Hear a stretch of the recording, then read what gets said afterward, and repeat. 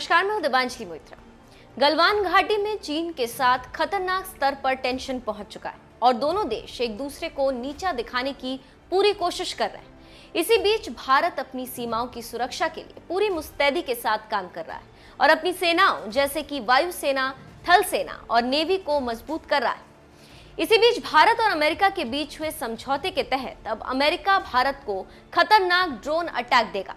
Media में आ रही खबरों की माने तो 1000 पाउंड से अधिक बम और मिसाइल भारत अमेरिका से ला सकता है और अमेरिका भारत की चिंता को देखते हुए ये खतरनाक हथियार दे सकता है।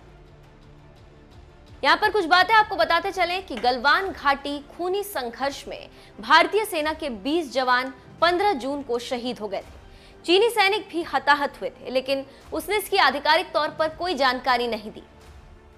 अमेरिकी खुफिया एजेंसी की एक रिपोर्ट के अनुसार चीन के 35 सैनिक हताहत हुए थे।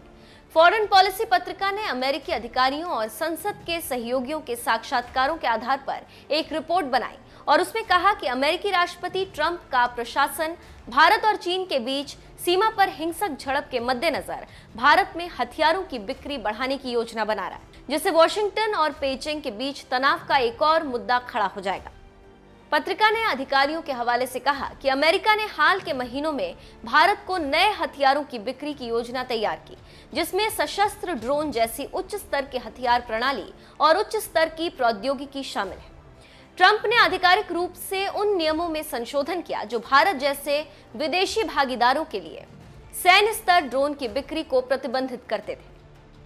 रिपोर्ट में यह भी कहा गया है कि इससे अमेरिका को सशस्त्र ड्रोन की बिक्री पर विचार करने की अनुमति मिलेगी, जो पहले उनकी गति और पेलोड के कारण प्रतिबंधित था। अमेरिका भारत को MQ-1 प्रेडेटर ड्रोन 1000 पाउंड से अधिक बम और मिसाइल ले जा सकता है।